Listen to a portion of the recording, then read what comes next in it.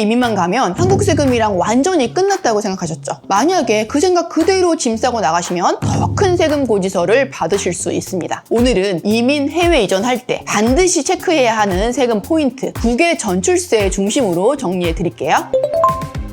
먼저 이 개념부터 잡으셔야 해요. 주식 부자들이 해외로 도망가면서 한국 세금 회피하지 못하게 미리 세금을 내기겠다. 이제 일정 요건을 갖춘 대주주가 해외로 거주지를 옮길 때 실제로 주식을 팔지 않았는데 출국을 기준으로 평가해서 한국에서 양도세를 부과를 하는 거예요. 주요 포인트는 세 가지입니다. 첫 번째, 대상자인데요. 보통 상장 주식을 1% 이상 가지고 있으신 분, 비상장 주식은 4% 이상 보유하거나 10억 원 이상 정도에 되는 금액을 갖고 있는 대주주 요건에 걸리고요. 출국하기 전에 10년 중 5년 이상 한국에 거주하셨던 분들도 대상이 되세요. 두 번째, 과세 대상인데요. 국내 주식 지분인데요. 출국일 시가 기준으로 이익이 난 부분에 대해서는 세금을 매기게 됩니다. 세 번째는 납부 유예 제도인데요. 당장 현금이 없을 수 있으니까 납세 관리인을 한국에 두고 담보를 제공하면 실제로 주식 팔 때까지 세금 납부를 미룰 수는 있습니다. 하지만 5년 이내에 처분 안 하면 결국 유예 기간이 끝나는 시점에 세금의 이자까지 한 번에 내셔야 해요.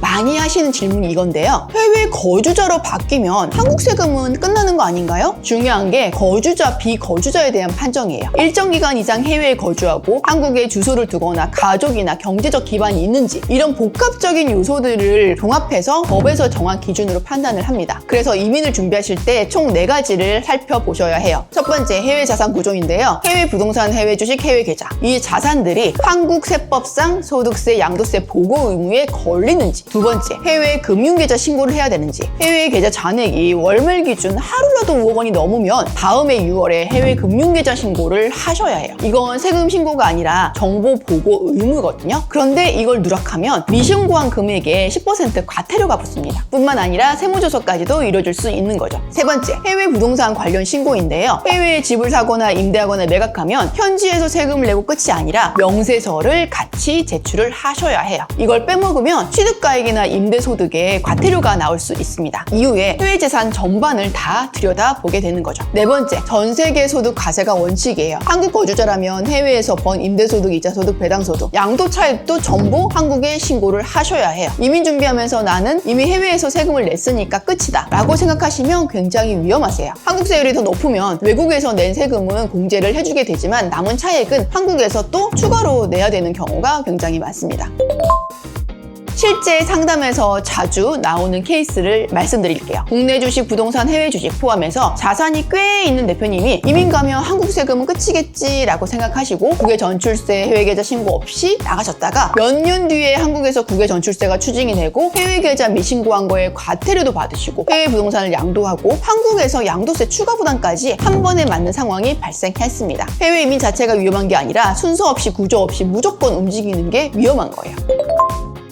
해외 이민 이전을 준비하실 때 최소한 4가지는 점검을 하셔야 됩니다. 국외 전출세에 해당하는지 여부, 내가 대주주 요건에 걸리는지, 출국 시점 기준으로 과세 대상에 해당하는지, 납부 유예를 지금 할지. 두 번째는 거주자에서 비거주자로 바뀌는 시점인데요. 언제부터 한국세법상 비거주자로 볼 수 있는지, 그 전에 발생한 소득과 자산 이동에 어떤 세금이 붙는지. 세 번째는 해외 재산, 계좌, 해외 법인 구조인데요. 해외 계좌의 잔액, 또 해외 부동산을 취득했을 때, 임도했을 때, 또 양도했을 때의 계획, 그리고 해외 법인 설립 여부와 지분 구조도 같이 보셔야 해요. 네 번째, 자금 출처 해외 송금 신고인데요. 한국에서 해외로 돈을 보낼 때는 어떤 경로로 보낼지, 증여와 상속이 얽혀있지는 않은지, 외국환 거래법 신고 대상인지, 이 4가지를 한 번에 도식화해서 그려놓으면 어디에서 세금이 붙는지, 어디에서 리스크가 생기는지 한 번에 보입니다. 마무리해 볼게요. 이민 간다고 세금이 끝나는 게 아니라 자칫하면 한국 세금 한 번 더 생길 수 있다. 특히 2025년 이후에 국외 전출세 때문에 대주주나 자산가 분들이 출국 타이밍, 자산 구조를 반드시 체크하셔야 됩니다. 해외 이전을 꿈으로만 보지 마시고 숫자와 구조로 한 번 더 점검하셨으면 좋겠어요. 영상이 도움이 되셨다면 구독과 좋아요 부탁드립니다. 그리고 지인분들에게 공유도 부탁드릴게요. 감사합니다.